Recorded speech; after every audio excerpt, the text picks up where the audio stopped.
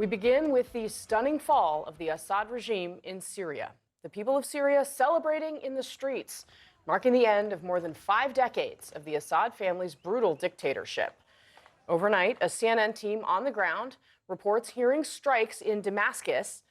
The U.S. confirming they hit more than 70 ISIS targets overnight, and Israel's foreign minister says the Israeli military struck weapons systems and chemical weapons capacity in Syria.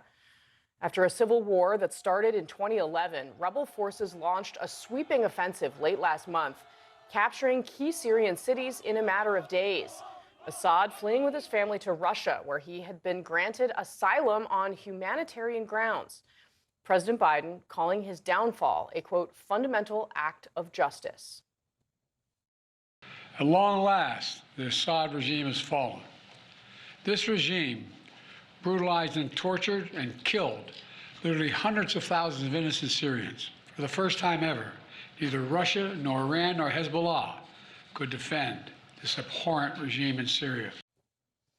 Syrian rebel leader Abu Mohammed al-Jolani, who's been on the U.S. terror watch list since 2013 with a $10 million bounty on his head, is declaring, quote, complete victory over the Assad regime, reassuring religious and ethnic minorities, quote, Syria is for everyone, no exceptions. This victory, my brothers, is a victory for the entire Islamic nation.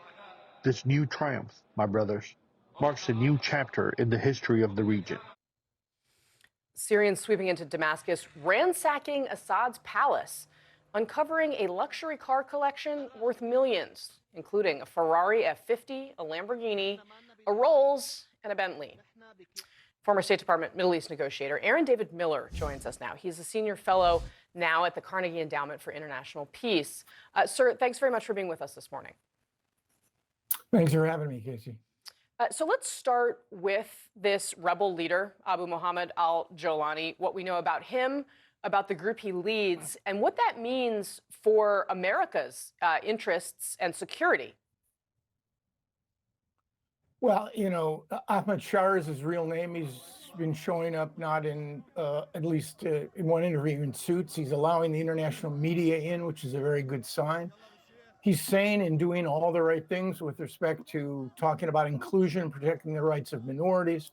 The HTS's Senate representative to Latakia, the Alawite stronghold, to assure the Alawite minority that there won't be retribution against regime supporters. All of this strikes me as headlines, Casey. The question is whether the trend lines will hold as HTS and the complex and consolidated sort of loose alliance of Islamist groups begin to deal not with the issue of rebelling, that's hard, but governing is harder.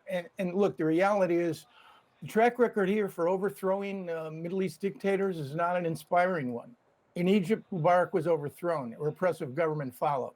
In Libya, Gaddafi was overthrown. Libya is plunged into internal chaos and division. In Yemen, Abdul Salah overthrown. The Houthis govern large parts of the area. In Iraq, which may be the best example, Saddam is overthrown, and yet Iraq in so many respects is dysfunctional.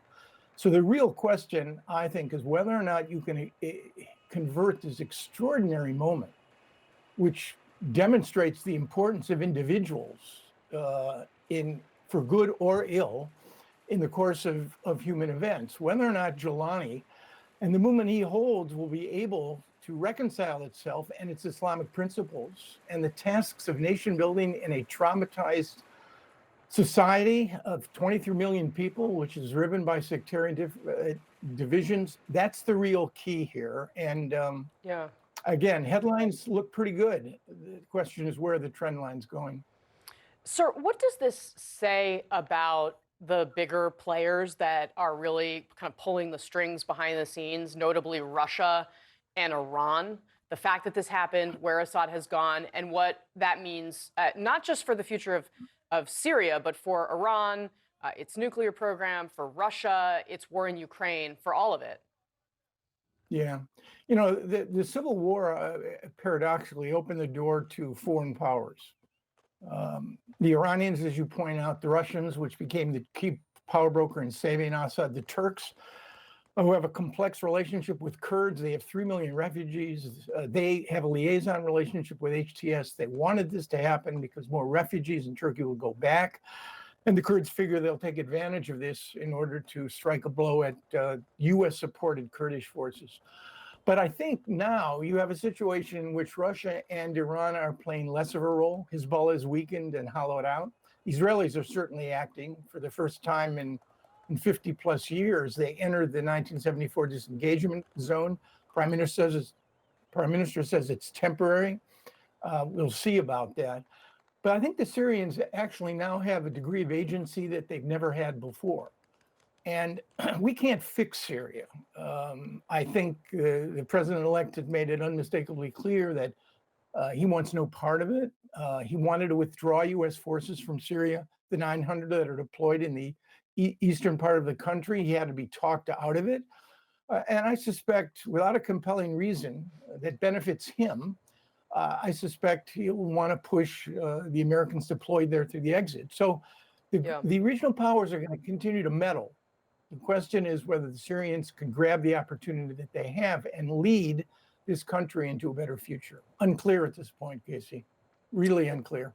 For sure. All right, Aaron David Miller starting us off this morning. Sir, thanks very much for your time and expertise. I appreciate it. The Israeli Prime Minister Benjamin Netanyahu has ordered the Israeli military to seize a buffer zone that separated Israeli and Syrian forces for decades. It comes as Israel warned residents of the area to stay in their homes. Let's bring in CNN's Paula Hancock's in Abu Dhabi. I mean, there have been various sort of movements, haven't they, involving countries outside Syria, within the country. This is an opportunity to, make some, movements around this chaos. I mean, how would you regard it? Well, Max, I think at this point Israel would be concerned, and we've heard that they're concerned, as many that have a border with Syria are, as to what comes next. So what we've heard from the Defense Minister Israel Katz is that he has ordered the military to station soldiers, military personnel in this buffer zone. There's a sort of heightened strategic position of Mount Hermon, which sits just on the border between Israel, the Golan Heights, which Israel took from Syria in the 1967 war and has since annexed Lebanon and Syria. So it's a key area which we heard from the Israeli Prime Minister Benjamin Netanyahu.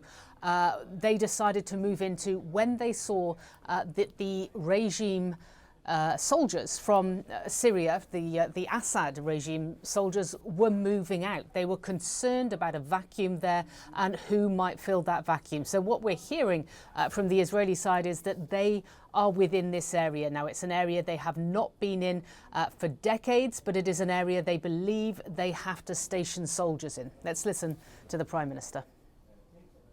This is a historic day for the Middle East. The collapse of the Assad regime, the tyranny in Damascus, offers great opportunity, but also is fraught with significant dangers. One of them is the collapse of the Separation of Forces Agreement from 1974 between Israel and Syria. This agreement held for 50 years. Last night it collapsed. The Syrian army abandoned its positions. We gave the Israeli army the order to take over these positions to ensure that no hostile force embeds itself right next to the border of Israel. This is a temporary defensive position until a suitable arrangement is found. The IDF has issued warnings to residents of Syria in that buffer zone itself to stay inside. They have also ordered the Israeli military to make sure that there is no kind of smuggling of weapons from Iran to Lebanon through Syria. So that's another key reason why the Israeli military believes it does need to be there. Now, we did hear that there were airstrikes overnight in the Syrian capital of Damascus. Our CNN team on the ground reported that. It wasn't immediately clear who was responsible for that. We have heard from Reuters saying they believe it was the Israeli military, but the military not commenting on that. We did see, though, just last Friday, a rare acknowledgement from Israel that they had carried out airstrikes in Damascus. Usually they don't admit to strikes in countries outside of their domain. But it's certainly a concern for Israel. They had this uneasy truce, if you like, on that border with Syria. Not that they were particularly supportive or liked the Assad regime, considering there was plenty of weapons smuggling that went through that area to the detriment of Israel. But it was a border they did not feel the need to guard quite so heavily. So they now have these troops in this buffer zone, which separates the Golan Heights and Syria. Max. Paula in Abu Dhabi, thank you.